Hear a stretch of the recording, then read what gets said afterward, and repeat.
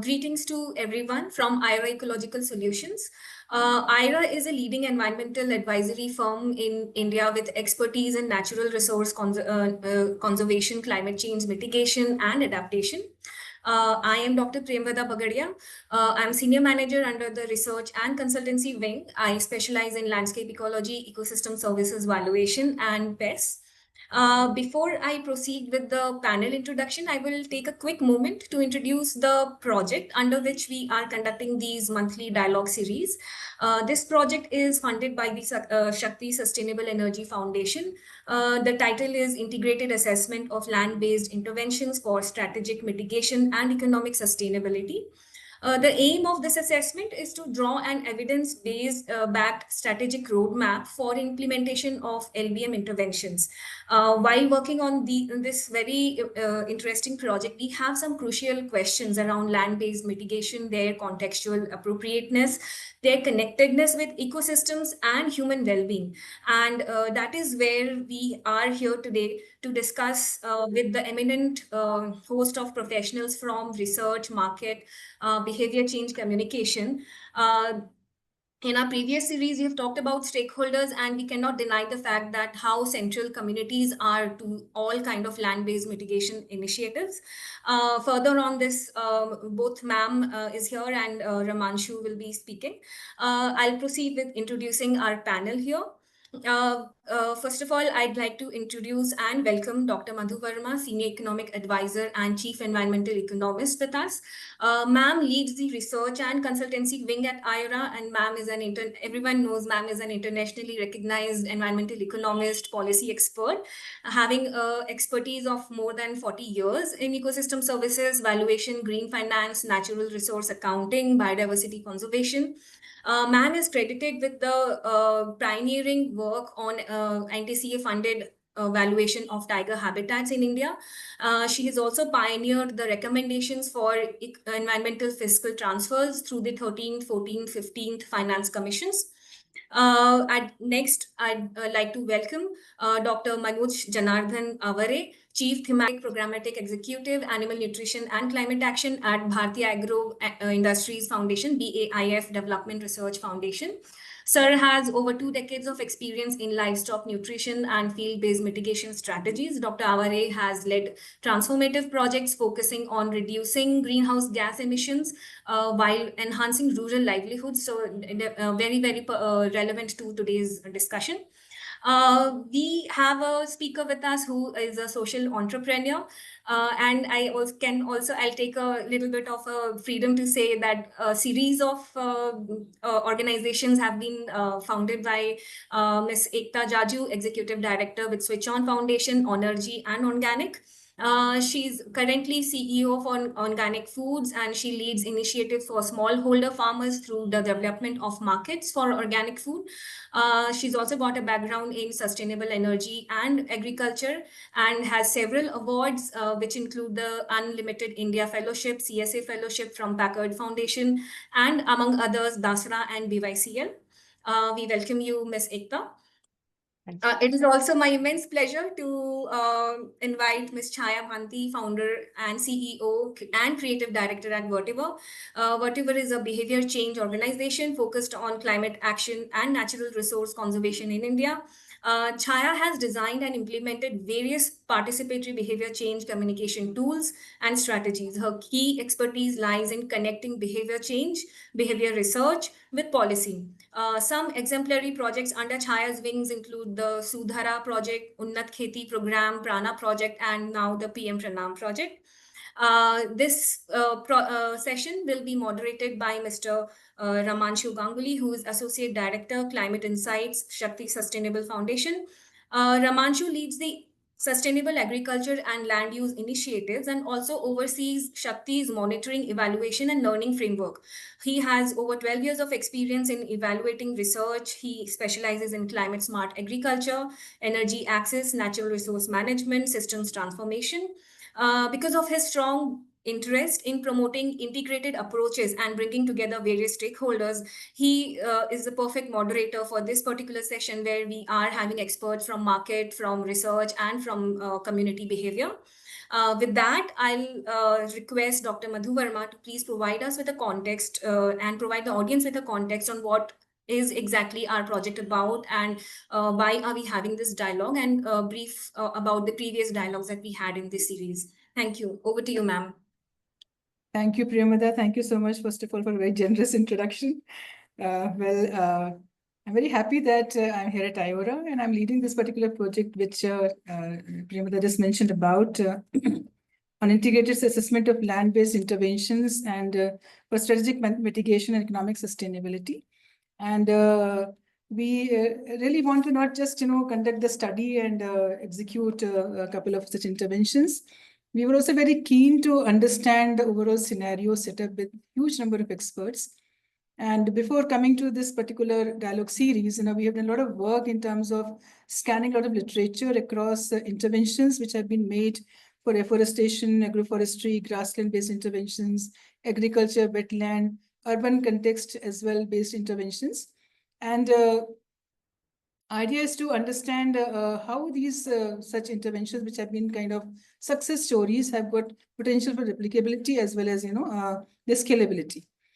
Well, I would say, besides doing our own effort, it was very, very pertinent also to interact with large number of so-called experts, drawing from pool of academia, practitioners, implementers, planners, policymakers, institutional setters of very, very big such organizations, institutions which make a change in the system, and market experts, I would always say such interactions and platforms are live literature review for us. We do a lot of, being an academician myself and policy influencer myself, I could see huge potential in such interactions, and that's why we have set up these dialogue series. And we realized a couple of building blocks of, land-based, interventions that we make. And that's how we set up the series of dialogues in our study.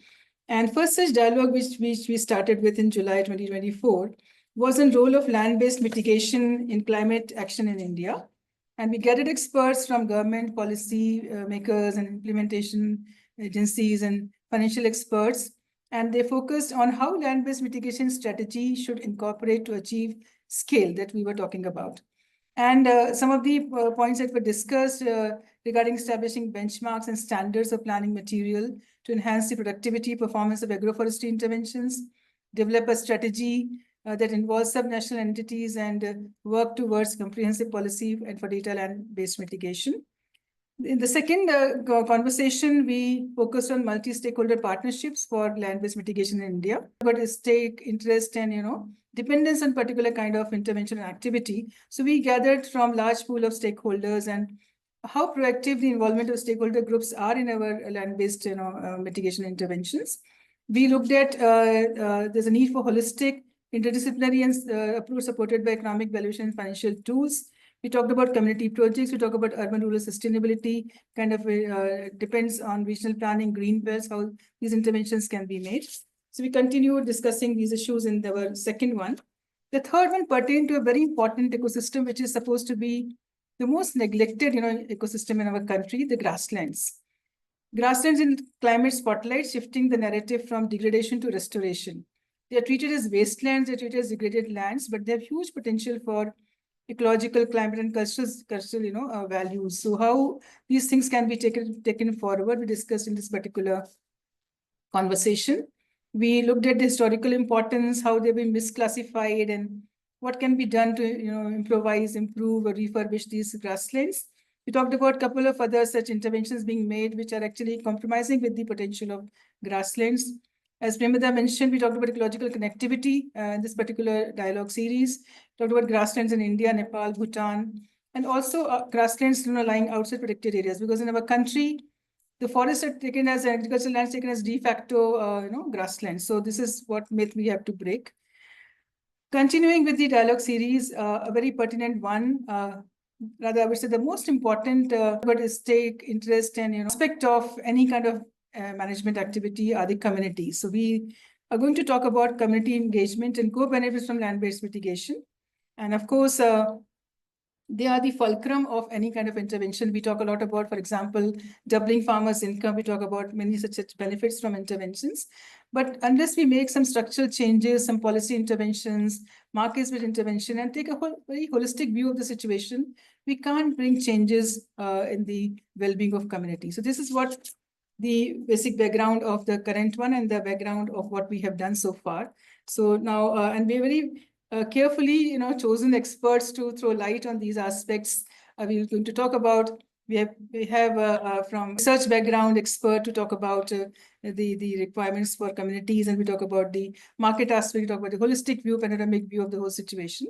So with this small background of the past dialogues and the current one, I hand it over to Ramanshu to take the conversation forward, and we're looking forward for a very, very fruitful and very, very thought-provoking discussion. So thank you, and hand over to Ramanshu. Thanks a lot, ma'am, for setting the context so beautifully.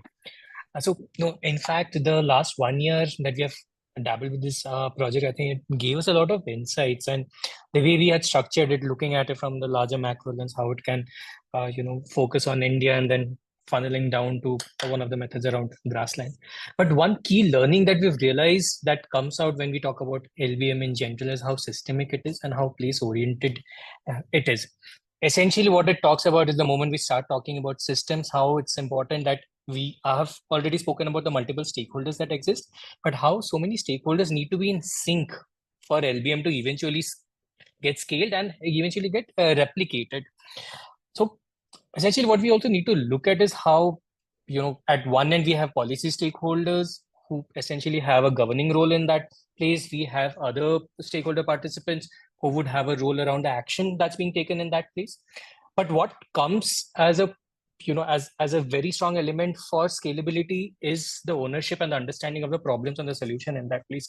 And at the core of it actually lies the community. And hence, thanks to the Iora team for beautifully setting the entire dialogue series in a way that we are reaching at community today. And we have great panel experts coming in from different facets of the entire value chain, looking at the research, markets, and the overall holistic communication part of it, because at the end for community, communication becomes a very, very critical part. So with that, I'm going to, just set the ball rolling for the conversation today. And I'll start with Dr. Aware first. So Dr. Aware, you have had significant experience around looking at livestock, and livestock, as we know in India, has been one of the largest emitters of methane and one of the biggest contributors of the overall agricultural emissions that we see.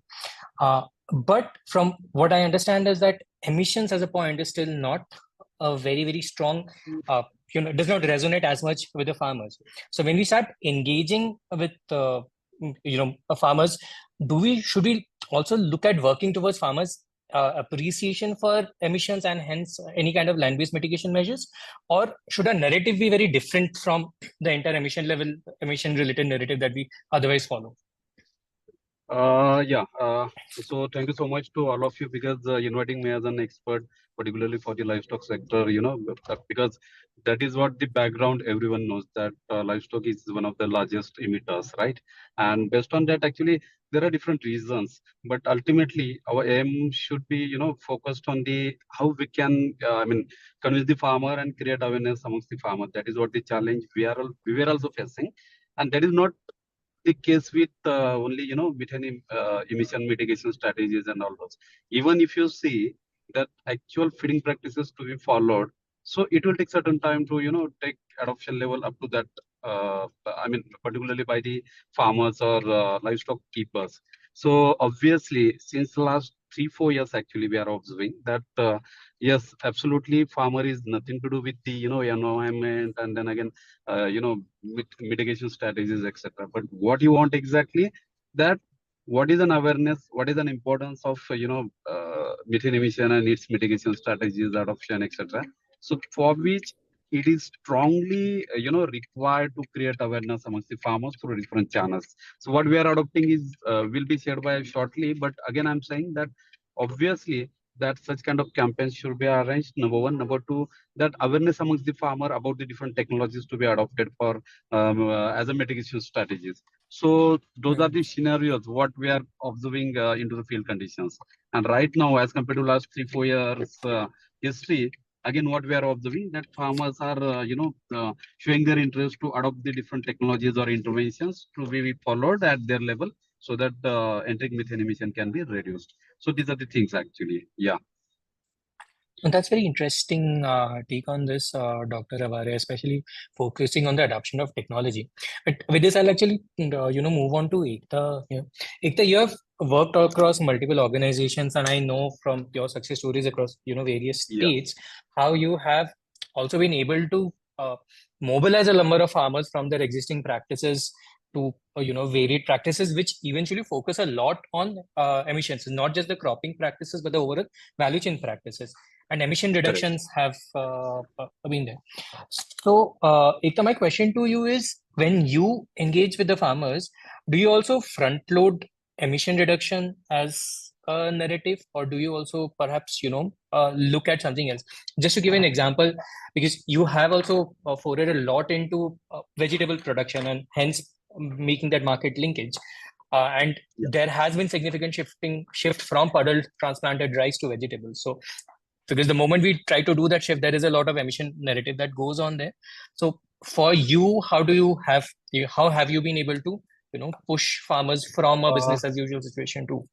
Yeah, absolutely. So actually, that if you, all of you are knowing the BAIF. So BAIF, we are working in almost more than 16 to 17 different states, and where we are implementing livestock related, programs plus agricultural programs, water management and watershed programs, then social activities, etc., etc. So these are the 5 to 6 different verticals. Number one. Number two, even within BAIF, again, we are having climate action committees, right?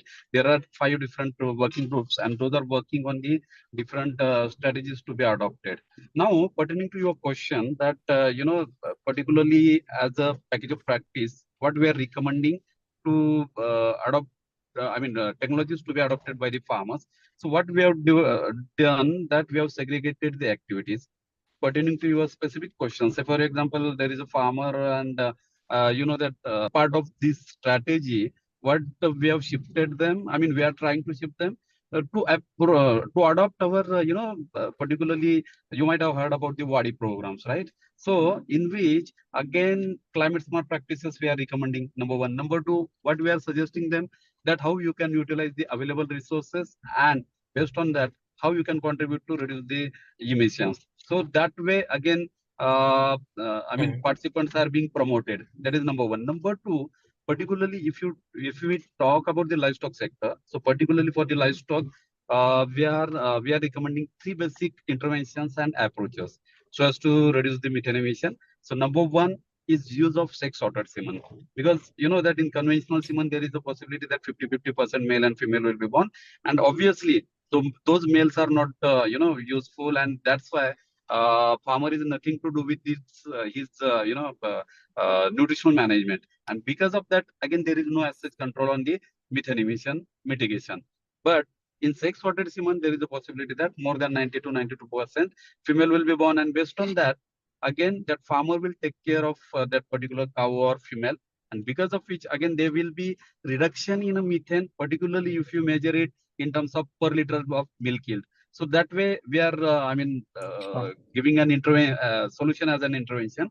And just for your example, this intervention, rightly also, currently, we are implementing in Bihar, particularly one project is there that is sponsored by the Tata Cornell Institute, and I am again principal investigator on that project. We are implementing that project in Bihar. That is again one of the success stories. Then second intervention, particularly for the livestock, we are implementing is, ration balancing program, because that is what very essential. Ultimately, we will have to control on the methanogens. Different methanogens are there, and how we can, control them, and based on that, how we can reduce the methane emissions. So that's why we are recommending for the ration balancing program. Second intervention within nutritional aspect is use of anti-methanogenic feed supplement like Haridara. So definitely it will reduce the methane emission. And now such kind of intervention we are recommending. And third intervention, particularly livestock, what we are recommending, use of dung manure management. Because whatever traditional methods are there, so how we can overcome. So for which we have created and developed IRSA based biogas model, which is reducing and giving the monetary benefits to the farmer. So as a strategy, this three interventions are being, supported by BAIF, and we are implementing in different states. Yeah. Great.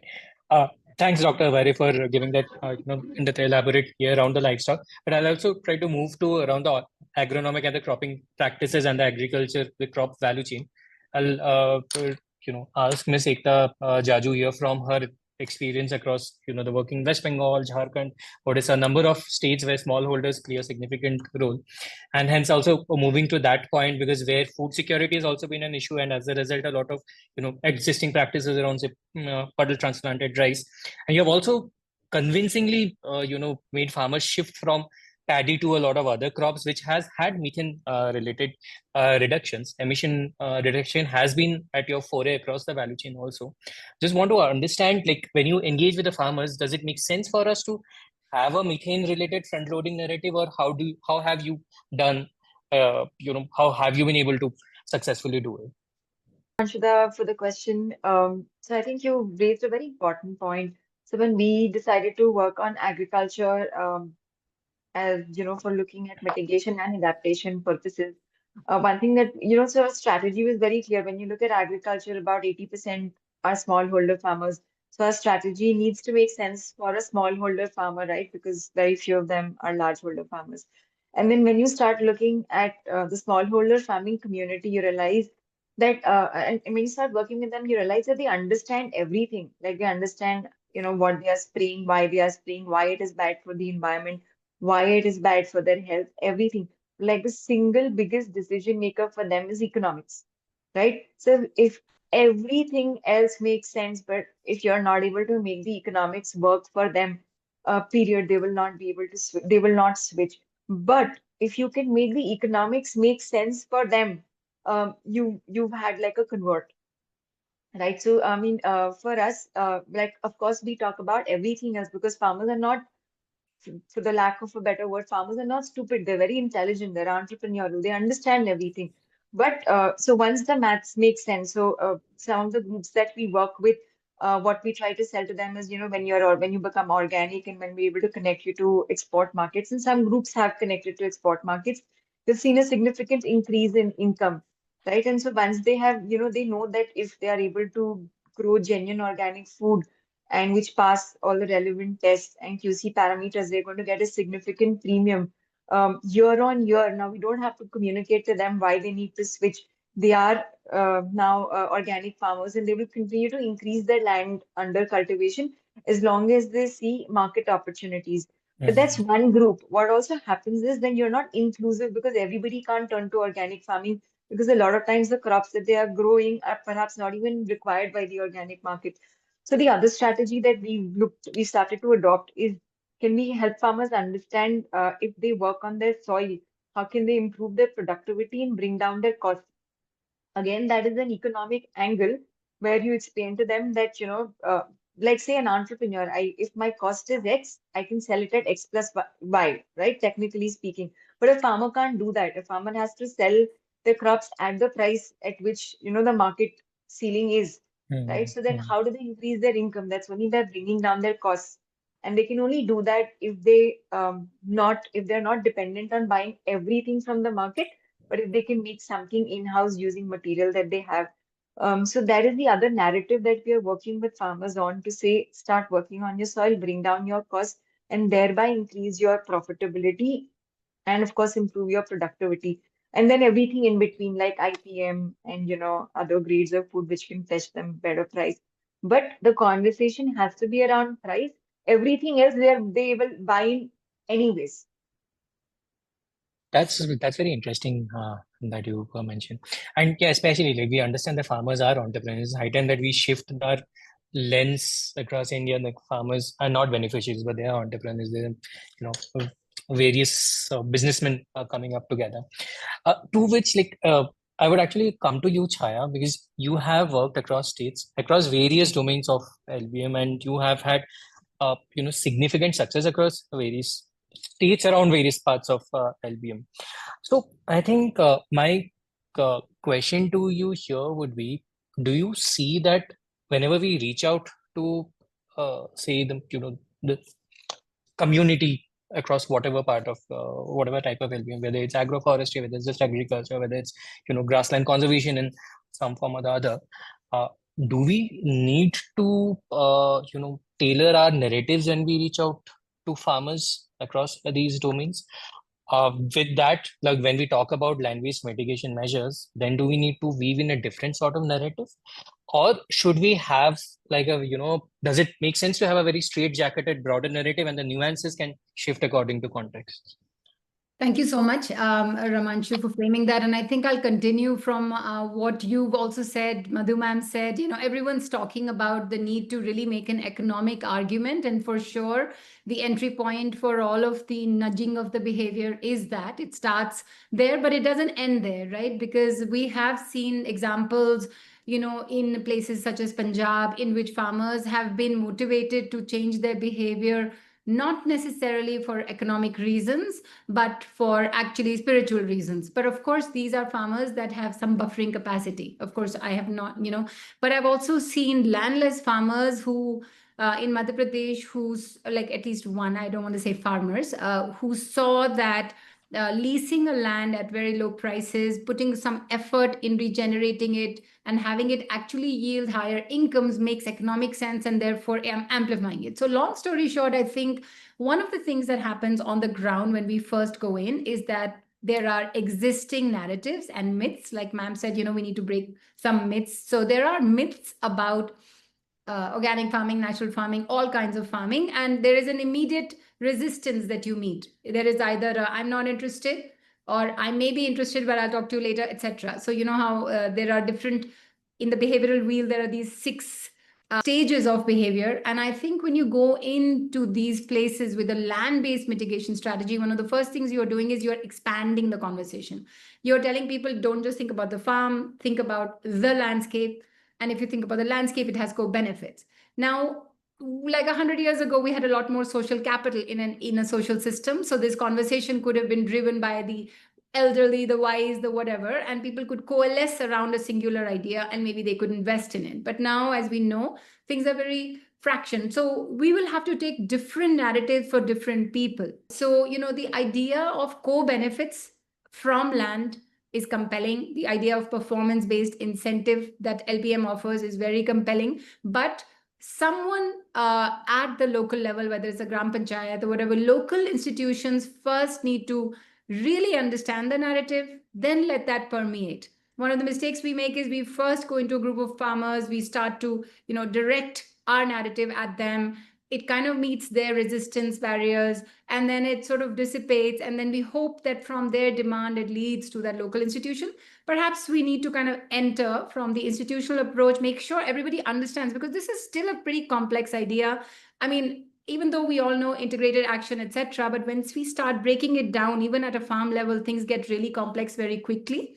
So understanding from a communications perspective what this complexity actually looks like at a granular level, and being able to then communicate to your key stakeholders, who are maybe the people who convene people to have these conversations, and then entering from that point can be an effective way. That's where I'll end for now.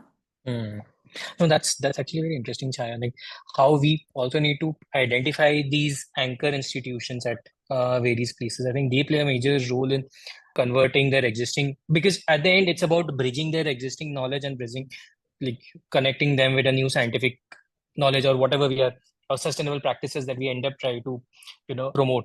And interesting point that you made on co-benefits, like how those can be drivers. So Dr. Aware, my question to you here will be, you were actually talking about sex sorted semen, you were talking about improved dung management. You have had considerable success around Harit Dhara. So all of these perhaps are coming as various mechanisms of promoted sustainable practices. In your outreach to farmers, or in your outreach to any kind of last mile community engagement, how have you been able to overlay any of these benefits? Like, what worked for you in these cases?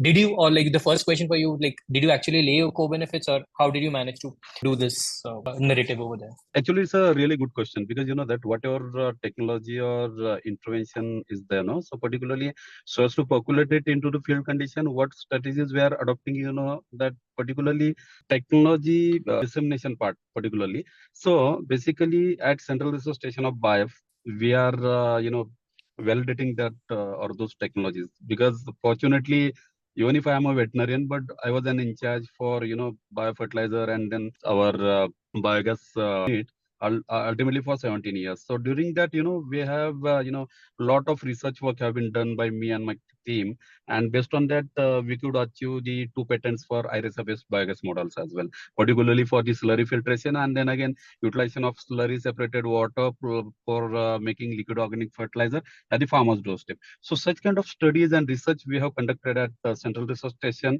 which is located at Urli Kanchan, and based on that, whatever technology has been validated, so we are populating and propagating it into the field conditions through our different CSR projects particularly. So that's why it is a key factor, because unless and until funding for implementing such kind of programs into the field conditions, so that is what the key factor, number one. Number two, again, what we are observing that particularly, I had already talked about the awareness, but that is what these kind of efforts we are trying to convince the farmer is through number one, say for example, for any case, I mean, particularly monetary benefits, because rather than environmental benefits, yes, he is getting awareness about the same, but right now he's thinking about the monetary benefits. So I'm just giving an example of IRESA-based biogas model. So in terms of monetary benefit, that farmer could get, around minimum 6 to 7,000 rupees monetary benefit every year. So that way we are trying to convince them, and as a result of that, more than 4,000 such kind of IRESA-based biogas model we have installed into the field conditions. Second example, Haridara, which is anti-methanogenic feed supplement. So how we are convincing the farmer is, that we are convincing that you will have to, need to invest separate for the Haridara, but whatever concentrate feeding you are giving for your animal, you will have to just replace half kg of concentrate with the half kg of Haridara. So it is not affecting the cost factor, number one. Number two, again, in terms of monetary benefit, because of certain confidential ingredients, that farmer is able to improve the productivity of their animal, and because of which, again, minute incremental growth in milk production is there, and that is what the monetary benefit. And third important thing, that particularly for IRESA-based biogas model, again, we are able to provide or pass on the 4 to 5 carbon credits from single unit. So that way, we will have to work hard for the carbon credit generation through Haridara. So these are the aspects actually how we are getting success in implementing and developing such type of models. Even you can't imagine that in a state like Bihar, rightly also we are implementing that project through our team and TCI collaborated project, Tata Cornell Institute.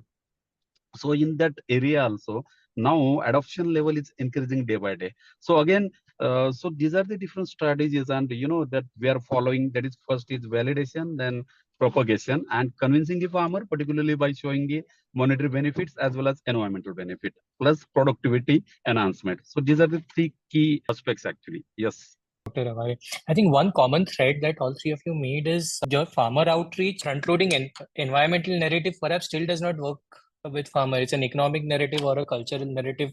I think that's a bitter connect that all three of you made. But one thing that I'm also hearing over here is the existing practices. So essentially, when we try to reach out to community, we're trying to create a shift from their existing status quo to something new. And with that comes, a legacy of traditional practices or a baggage of existing practices. And so I'll reach out to you, Ekta, on this question is across the 3, and I'm just looking at 3 of the states that you're talking about. You can, talk about the other states also. Given that the smallholder farmers and the shift that you have created, Jharkhand, Odisha, West Bengal, traditionally they would have certain level of, and the traditional knowledge in these states have been very strong. So how have you been able to manage the traditional practices, but the improved practices that you are also trying to promote, not only in terms of shifting farmers from chemical to an organic farming practice, but I would also want to pick your brain on the value chain part, especially the processing part that you have been working on. How have you been able to shift farmers from their existing markets to also a newer market? So how have you been able to do that? Again, very interesting. So you're talking about two things. One is how are you bringing in the traditional, the other is how are you, talking about market opportunities again and then shifting them from what they are doing. So definitely, I think what we try to do is mix or a combination of both. So of course, looking at exploring what word. So one of the first things that we do when we go doing a due diligence to an area, whether it would be a right place for a project, we also check on what were crops or things that were grown in that area, what are traditional handloom varieties or indigenous varieties or seeds that were cultivated and are still preserved in those communities. Also see if we could revive some of them, especially those which may have a good market opportunity. So to give you an example, in West Bengal, when we spoke to the community, we realized that they were growing some very interesting varieties of rice. So there was one farmer who said he was growing this variety called gochi, which, I mean, when we did more research, we understood was a bold red-green variety. And he continued to grow that variety only because his land was a very low lying. And so in the monsoons, the water would grow as high as 6 feet. And the specific variety of paddy would grow as the water level would increase. And so, from that particular land, he couldn't grow any other rice variety but this. And of course, they were polishing it, so they themselves didn't know it was a red variety. But when we collected these varieties and we looked, so we found bold green red varieties, long green red varieties. In fact, we couldn't find long green red varieties in most of the other project areas where we were working. Similarly, Bengal grew varieties of black rice, which is very interesting, long grain aromatic. Similarly, when we look at our work in Jharkhand, they grew very interesting varieties of millets. So, there's a huge possibility of promoting that. But even within millets or even within rice, there are so many varieties. But we try to identify varieties which are in vogue, let's say, or, which have a good export market. Similarly, in Maharashtra, they grow some fantastic varieties of turmeric. And of course, now they're growing a lot of other things, but their turmeric is really special and have a very strong export demand. So, of course, we're also trying to see what they are doing locally, what they are good at, what is their innate strength, and then how can we find them varieties which can help them get a better premium. I think Chhaya, I'll have the same question to you as well, because you've worked in Punjab where you've actually used traditional, have actually tried to balance tradition and culture with the shift. You're working right now in UP where you're trying to, and I'm sorry, I'm using both traditional and existing practices in the same breath. But the reason that I'm doing so is about, what existing practices, and are we trying to create a shift, or are we also trying to promote something new? So very loosely using traditions and existing practices over here. But essentially, I wanted to tap into both of these bits. How do traditions work in our favor when we try to move to more sustainable practices?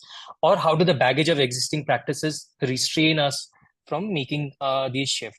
And Chhaya, I would urge you to reflect on both your experiences in UP, both through the LCA work and the Prana work, but as well as your entire Prana work that you have done in Punjab. So over to you. So definitely, when you're working with behavior, the first thing you need to map is the existing practices and existing norms, beliefs, and traditions that people follow with regard to business as usual. And when you're shifting this, definitely one of the big revelations for me, it was an assumption when I went into the work, but definitely revealed itself that these institutions, I would say faith-based institutions play a pretty important role in reinforcing messages that people kind of know, but not really, fully pay attention to. So what we try to do is we lace science-based information in faith-based packaging. So, we'll go, for example, our teams in Punjab have literally become in some ways scholars of the Guru Granth Sahib when it comes to the environmental messages. You dive deep, you pull it out, but then you also see how a certain farmer, there is a lot of resistance about whether it's a type of variety, like Ekta said, or even the type of practice. And we try to align ourselves not just with those messages, but also with those institutions. So for example, under the Prana project with the TNC, we've really developed 24 different Gurdwara announcements. And these Gurdwara announcements have been packaged, firstly research written by both agri-scientists and behavioral experts, literally recorded in the voice of the Granthis, disseminated at the Gurdwara level at the time of whether they're about to burn or whether they're about to sow. So the timing of all of that becomes really important. Similarly, in Gujarat, we developed a Garba, and we created a thing about embedding messaging on soil health at the time when people were traditionally celebrating a festival or something like that. So anyway, we're always trying to permeate the conversation through any socio-cultural entry point that we can see, but we are always trying to make sure that scientifically we are not going off, because sometimes that can become like, we've typically seen that we go in and enter a space. There are your Nukkad Natak artists who are very eager and enthusiastic about taking a message. They're like, hum kar lenge, aap bas bata do kya karna hai. So no, we don't do that. We're like, okay, great, you aap kar loge. Let's sit with you for 3 days of training. We'll actually give them training. We'll write the scripts. We'll reinforce it. We'll observe how they're actually implementing. We'll tweak to make sure that there is no misinterpretation of the messaging, because a lot of what we are saying is so predicated on everything else, right? So if you're saying, plant a tree on your maid, that's one message. At the same time, the farmer is worried about what the shade will do to their yields. But at the same time, we're trying to, promote an agro-ecological argument and infuse it with Baba Nanak ki kheti. We are talking to so many audiences with so many conflicting things, right? So we are trying to make sure that within our scripts, for example, these traditional methods of communications, our messaging is directly addressing what we believe are behavioral barriers in the minds of the farmer. And we are leading in to an argument, providing the reinforcement of it, and then letting it be an entertaining and fun way. So, I mean, I don't know if I've answered your question, but, whether it's in the human-wildlife conflict in which we worked in across Bandhavgarh, or it's in, farmer-based communications across Gujarat, MP, UP, Punjab, or forestry-based work that we've done a lot of separately. We're always trying to make sure that we first really map the traditional instruments of communication, which is a traditional, way of actually engaging, but then bring those people on board, the ones who are the messengers, because ultimately they are your change agents. The person who communicates your message is your change agent, no matter how great a messenger you might yourself be. Training them with different scenarios. So our teams in Punjab will actually, we've done like hundreds of workshops in which we'll actually sit and play a scenario with everybody. What happens if you're engaging a woman on regenerative agriculture?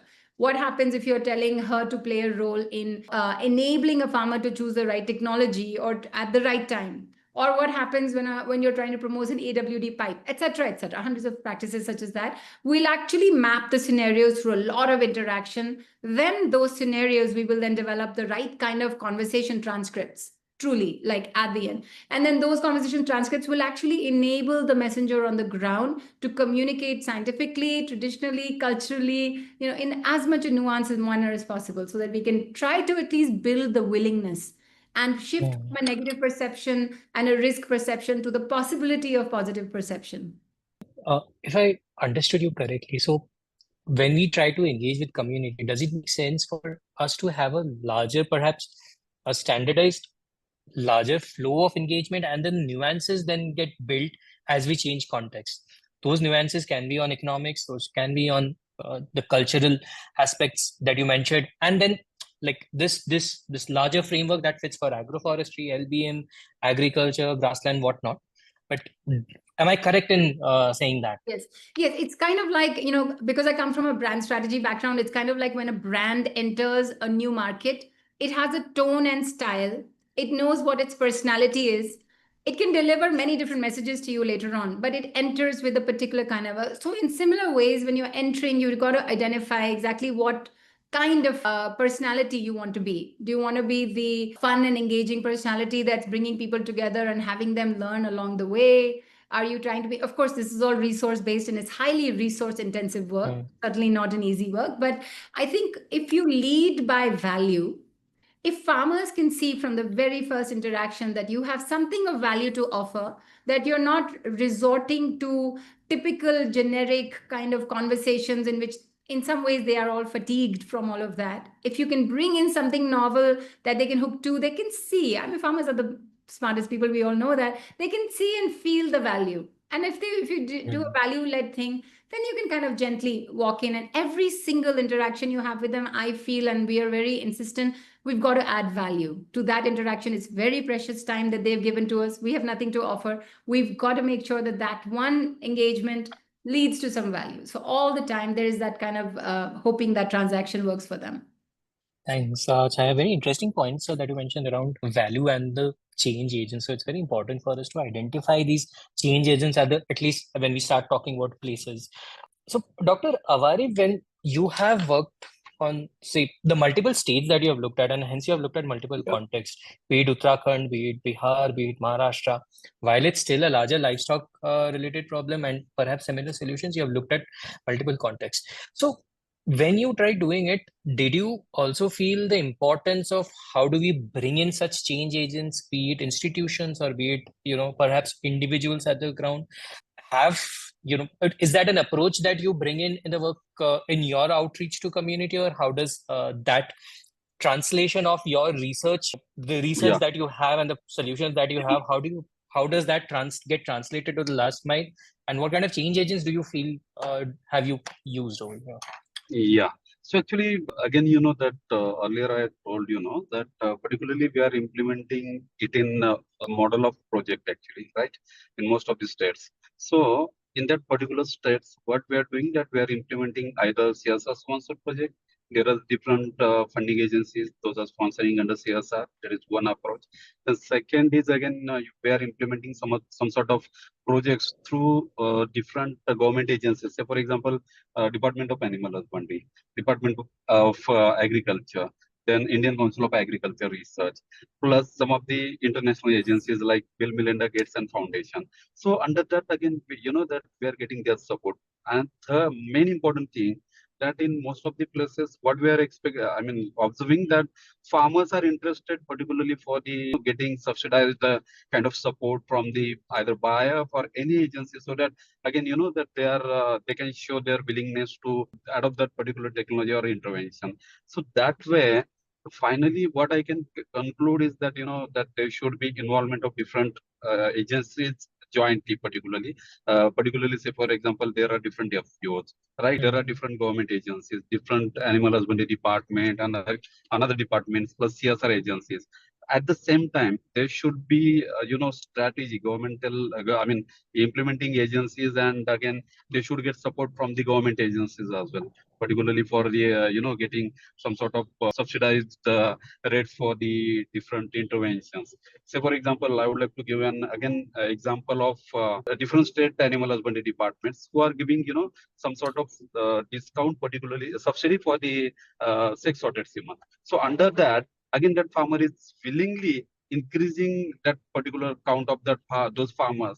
Those are diverting to the sex sorted semen. So likewise, again, that already I have shared that we have to focus on improving overall management of livestock, so that there will be improvement in productivity as well as there will be reduction in the emission. So that is what my observation and even our strategy as well. Yeah.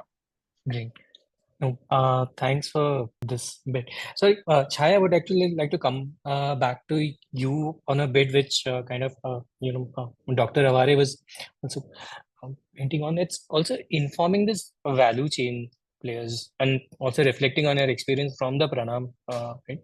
Is how critical do you see, like when we try to reach out to communities, how important do you see that we also take the rest of the value chain along with it?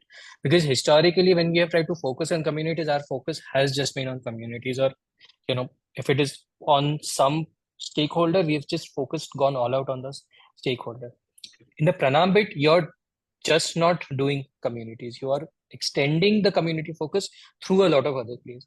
So the question is criticality of that and the effectiveness of that. Thanks, Ramanchu, for asking that question, because for a long time when we started PM Pranam, we were completely in the middle of mapping as many stakeholders as we thought we needed to map to try to, embed our messaging within this ecosystem. And we quickly realized, like, for example, when I was mapping at the beginning with our team, there were, let's say, 16, 17 categories of different stakeholders. I mean, these range from schools and institutions to banks, different kinds of input sellers. So mapping this value chain gave us a sense of there are some conflicting messages, right? Of course, we all know that input sellers are the ones that influence farmers really massively. And so any kinds of, communications we are giving, it kind of falls flat if at the point of purchase, they are being told that if you don't do this, you will lose your yield. So anyway, bringing them on board, and then bringing them on board is not easy because they are looking for the quickest profits. Anyway,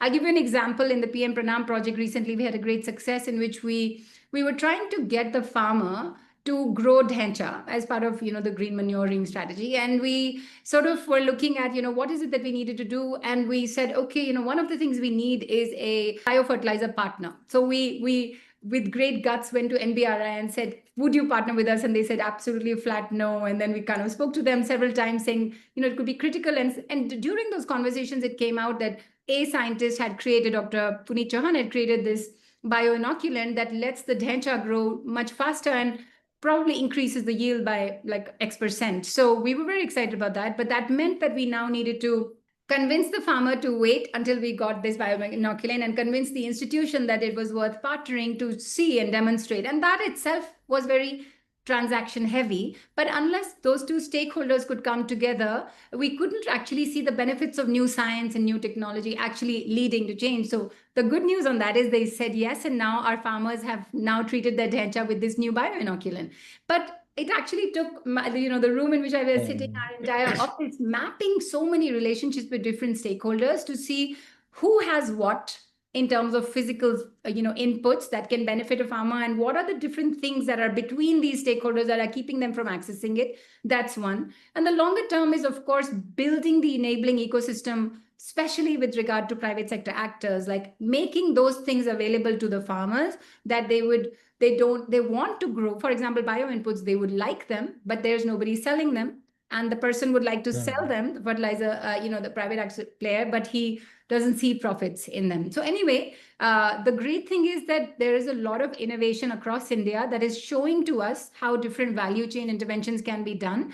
But I think definitely figuring out how to have a champion within each of these key categories, 17 is what we have mapped, and further 15 of those subcategories. If we can strategically put our regenerative and land-based mitigation molds into that ecosystem with the right narrative, with a responsive way of tackling farmers' inquiry, I think we can really catalyze. So for example, if we are telling a farmer, and this happened to us in the Pranam project recently, they were ready to plant moringa, but they can't find reliable species. So Iora, is working alongside us to make sure that the nursery owner within that area has the quality saplings available. So that's one capacity and communications there. At the other side, we need to make sure, like I said, natural farming, bioinputs need to be made available, perhaps at a local private sector sellers. So there are so many people need to interact with each other. So we are really working on this, and we're hoping that within the PM Pranam project, we will be able to reveal these relationships. At least we'll have tried to scratch the surface of those. That's great. So I have been told that we do not have a lot of time, but conversations like this, it's very difficult to limit us within the hour and a half bit that we have. So I'll actually move towards the closing part of it. But before I go to it, I think Ekta, I'll have one question to you, directed to you. So Chhaya did mention about the value chain and the importance of value chain. In your, whether it's the farm to fork ecosystem work or the previous work that you have done, you've also tried to shift, perhaps bring in new categories of value chain stakeholders, or also you would have perhaps faced some resistance of existing value chain stakeholders, especially from last mile fertilizers agents, who essentially become the most important extension agents in the Indian farming system right now.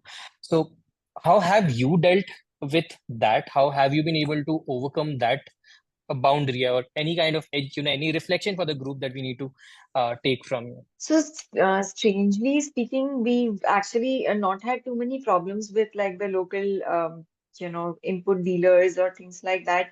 Because also now the government is really promoting farm producer companies to become dealers themselves and, distribution points and things like that. So no, we've not really had so much problem on that front. But also, I think one problem that we genuinely face is when you even start talking about organic farming or natural farming, there are just these clear blinders where people feel that organic farming doesn't work. Farmer ka to, productivity drop ho jayega for the next 3 years. They'll not be able to, recover from that. It is economically disastrous. It just doesn't make sense. So we have a lot of these preconceived notions, and when we're talking to other stakeholders like government, even when we go and talk to them saying that we need to do something about the soil, immediate blinkers. There is no problem with the soil in our area. Please come back to us with data.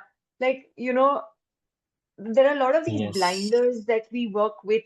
So you very rightly asked that, does environment, does, mitigation, carbon emission, do they ring a bell with stakeholders? No.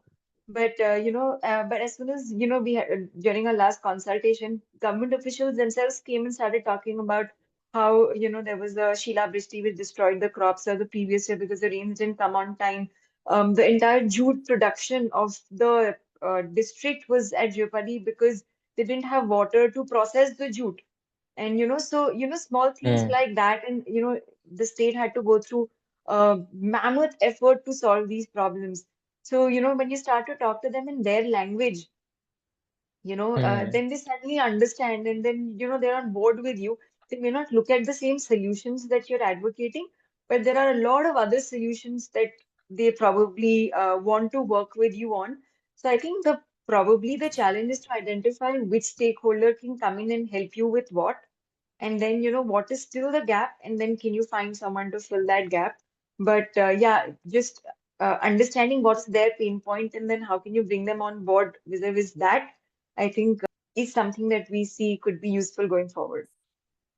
No, Ekta, thanks for bringing this point because was a very beautiful callback to the initial starting point where we ended up talking about how systemic this shift is and how we need to have all of the stakeholders in sync towards this common end goal.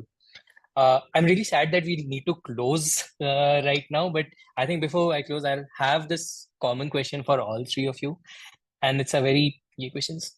If from your experience across so many states, across so many contexts, so many solutions, if you can just give me two drivers that works well for community engagement and two challenges that one needs to be cognizant of around that. So I'll start with you, Ekta, and then I'll move to the others. I think I've already spoke about things that could be exciting for communities. So, definitely one thing that's very important for them is economics. So, how are you working around that? Definitely no-brainer. What else works for them? So we started to do a lot of engagement with farmers where we're not doing any trainings, but we're organizing discussions using tools to see how can we get them to start questioning.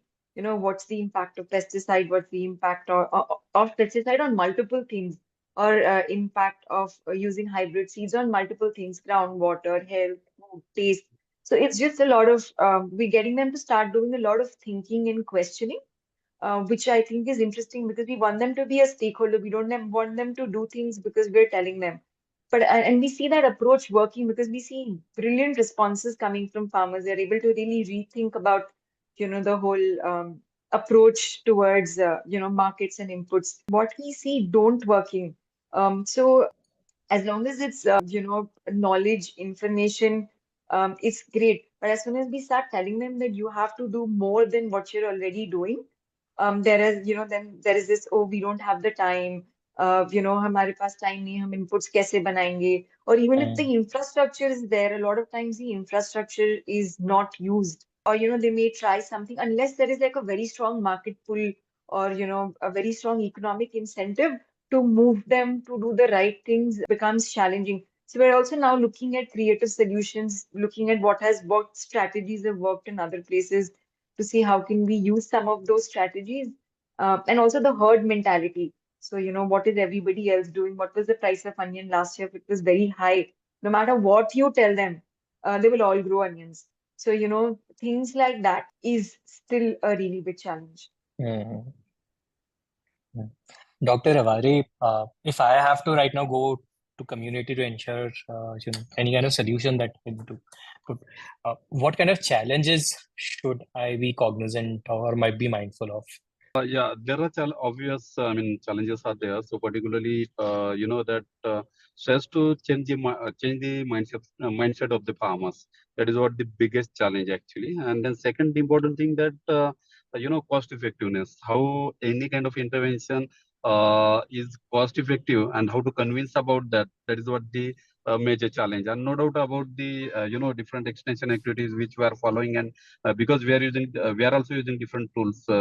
Rightly said by ma'am as well. So such kind of tools, particularly arranging awareness campaigns and using audio visuals, and again, just for example, in Bihar also we have made 2 films on the sex-sorted semen and Haridara, and based on that we are creating. We have distributed the Pico projectors, and based on that again we are using such kind of tools. That is not the basic challenge, but the main challenge is change the mindset of the farmer and convince the farmer. And second important thing, that is how to get availability of such kind of products or technologies at the doorstep of the farmers. And that is what the major challenge, because everywhere we cannot reach. So how can we reach that particular product or technologies, particularly for the mitigation strategy? So that is what the third challenge. So likewise, these are the 2-3 challenges. Well noted. Chhaya, over to you before I hand it over to Priyamada.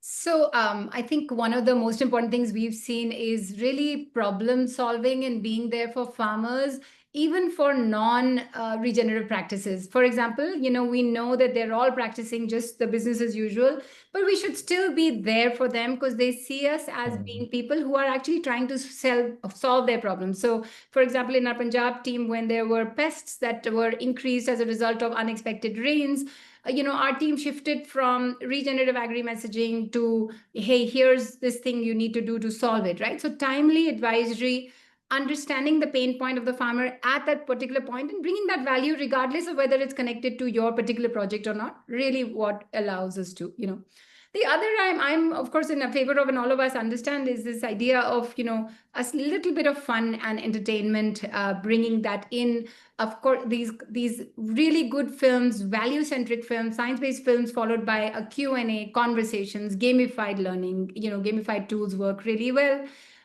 What doesn't work, of course, is the general apathy in this thing and a top-down sort of preachy to this and environmental. Like in one program we worked with, I was really surprised to see that on the ground we were talking about climate change mitigation and emissions, and all of us have agreed here these are not the right narratives. We need to really talk to what the farmers care about. So really making sure that you have those conversation starters and not having these kind of generic conversations can work well.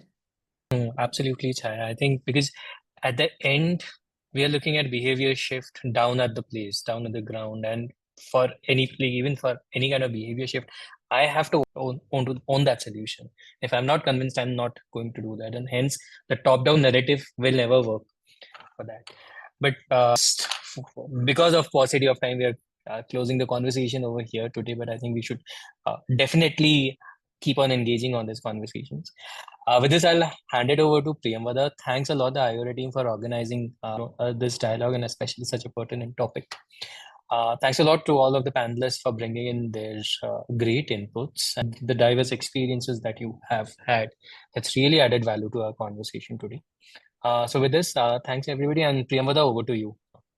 Thank you, Ramanshu, for leading this discussion in such a well-woven manner. It did not feel like we are having this as a first round. It seemed like a very well scripted dialogue today that we had. If I had to point out all the key takeaway points from the discussion that we had just now, I think we have with us a very good blueprint of bringing on board the community for all type of land-based mitigation initiatives. To start with the challenges, we have a list of challenges which are about the overcoming the mindset, the general apathy, the infrastructural issues, the value chain related problems. Ekta Ekta mentioned about the lack of time. Farmers said that they didn't have enough time to make the inputs, and of course the larger overarching problem of the economics. And however, throughout the conversation, the same speakers have also given us a very good blueprint of how to make a successful LBM initiative. To start with, bring together the entire complex web of stakeholders, make them work, make them communicate, make their roles and responsibilities, identify them, and then fix their roles and responsibilities. Second step, identify the local institutions, including faith-based institutions, very important, which are culturally rooted, so that it's much easier to get the narrative reach to the finer granularity of the landscape, which is the smallholder farmer. India being a largely agricultural land where most of the farmers are smallholder farmers, so reaching to that level of granularity can be complex, and reaching them out through local institutions must be the more easier method. And then Ekta, I'd like to quote the statement that you made, make the math make sense. Madhu ma'am is smiling there. As environmental economist, we cannot more than agree with you on that statement. Along the same lines of making math more work for the farmers, making the economic work for the farmers, we've also talked about the value chain, connectivity, input cost reduction, technology innovation, where Dr. Aware has mentioned about all the kind of technological innovation that BAIF is working on, his team is working on, and how the reduction in cost can actually improve adoption of these LBM initiatives. And then finally, with all the above 3 points, we can finally make the behavior shift and improve or enhance the adoption of all type of innovations that we strive for. With that, I'd also like to thank the entire panel here. But before that, I'd quickly ask ma'am if any final words from you, ma'am, on the same lines. Thank you, Prema. They were very nicely narrated and summarized, in fact, the entire discussion. And what I liked about the three speakers, the kind of efforts they're making to instill confidence amongst farmers, that they have the potential, they have the knowledge, rather immense knowledge with them. They have what we call as indigenous and local knowledge, which they have to bring out and then instill confidence in these farmers about their knowledge as well, besides giving information from the scientific, interventions that we make and scientific experiments that we make. Efforts have been very happy to see that from all the three speakers.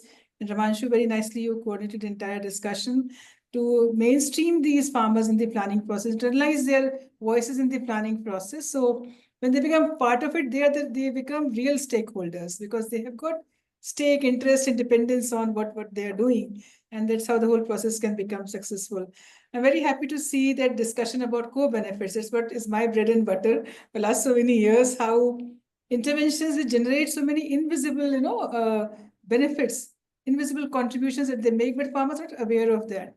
I, in fact, had led a study on doubling farmers' income, and that's what has been the thread across, moving from per hectare yield to much larger, benefits that you are creating. So I think efforts that all three of you are making, and the kind of projects you're leading, Ramanshu at Shakti, play a great role in, mobilizing the entire system and, as I said, systemic approach.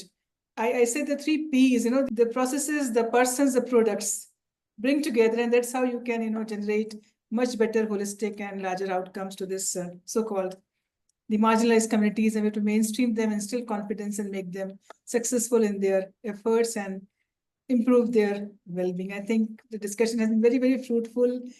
We had lots of takeaways for our own work and future, interventions, future research required for many such areas, which can further, amplify the efforts being made by people who work on ground and make the entire difference in the lives of farmers. So thank you very much, all of you. I'm so happy that very, very interesting points came out and a lot of takeaways, and for a very, very thought-provoking and passionate discussion, I must say. Everybody was so passionately discussed about, which I really like in everybody's, it shows their commitment to the work that they are doing. So very happy for everybody's contribution. Thank you so much. Thank you, ma'am. And once again, thank you from Iora to all the panelists and all the participants who have joined us online. We hope that this dialogue was of some benefit to you as well. Thank you, and we look forward to meeting you in the next monthly dialogue. Thank you. Right.